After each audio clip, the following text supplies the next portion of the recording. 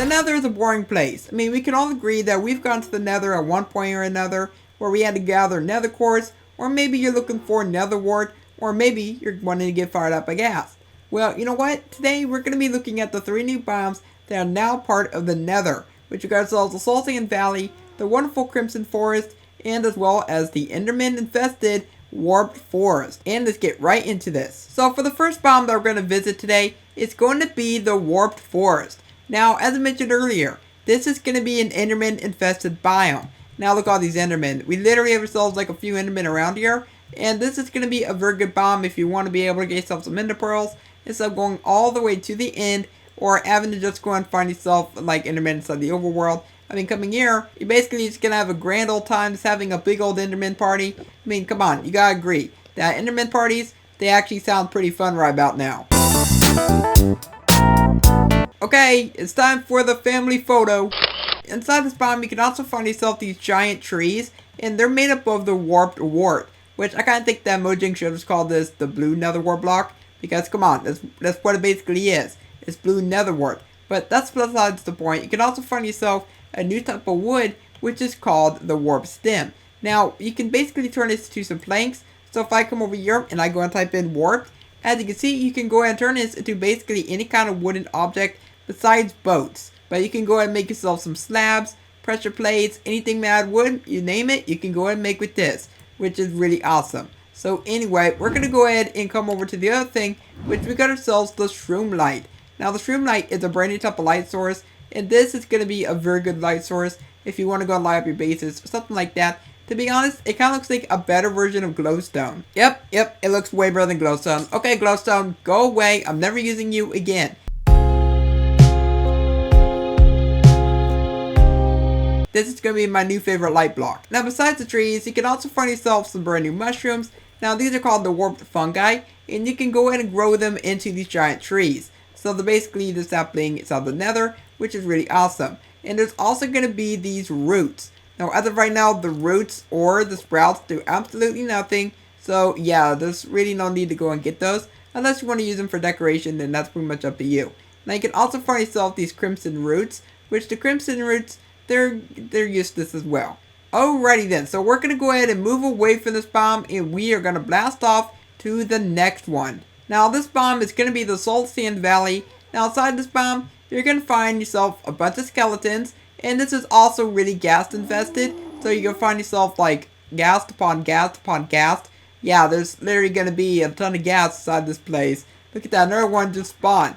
But this is going to be the biome that's going to be the most dangerous biome in all of Minecraft. So if you're planning on coming here, make sure that you give yourself some really good armor. Make sure that you give yourself a really good bow and arrow. Because these ghasts, they're going to be spawning frequently. Well, they might as well just call this the ghast biome. Because that's what it is. But you also got yourself a bunch of skeletons around here. So the skeletons, they're going to give you a hard time as well. So I think it would have been really cool if the skeletons would have spawned here. Because that just would have made this biome just a little bit more interesting. So there's also going to be these fossils. Now the fossils, these are going to be very handy for making, of course, bones. And then you can turn those bones into bone meal. Or you can go and use those bones to tame wolves. I mean, it's pretty much up to you.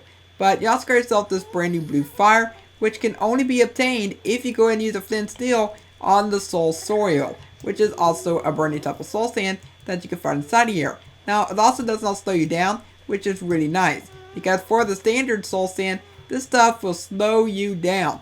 Now, in terms of the blue fire, it really doesn't do very much inside the game. It only damages you just a little bit more than normal fire. So, like, it's going to deal 1 heart damage, while regular orange fire is just going to go ahead and deal like half a heart. So just keep that in mind. There's also going to be basalt pillars. Now for basalt, it's basically useless. It's not used for anything. So yeah, I mean, there's no need to get that. You know, the one thing I really love about this biome though is the blue fog. The blue fog is also pretty cool. So anyway, for ourselves another fortress. And I'm not going to go into the Nether fortress because I have no business to do inside there. Alrighty then, so here we are inside of the Crimson Forest.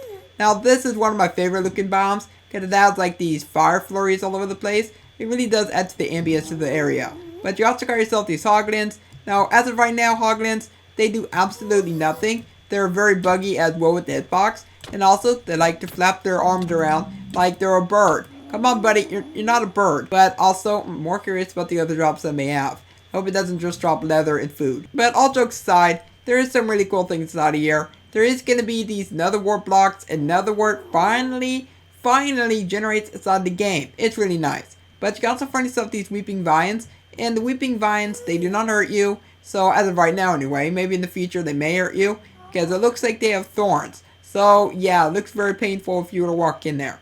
But you also got yourself these crimson stems, and just like with the warp stem, you can turn these into wooden stuff. So pretty awesome. Now, one thing I kind of wish that they would have done for the stems, also for wood, I kind of wish that they would have made it to where you can get yourself like warp tools and even crimson tools. That just would have made them really, really cool.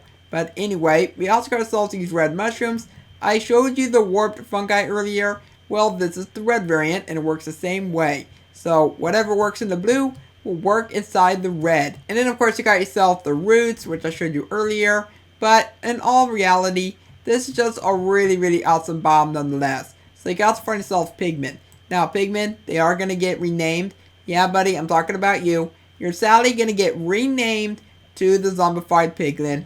I hope you're happy about that. You know what? Get down there. And there you go. That's been our look through all 3 new biomes of the Nether update. So hopefully in the future there will be even more biomes introduced to the game, because that would just be really, really awesome. But I do want to hear your thoughts about what you think of these 3 biomes down below in the comments, and which biome is your favorite so far. If you enjoyed today's video, then also let me know by leaving a like on it and subscribe so you never miss an upload. For now, I hope you have a logical day, and I will catch you next time. Bye!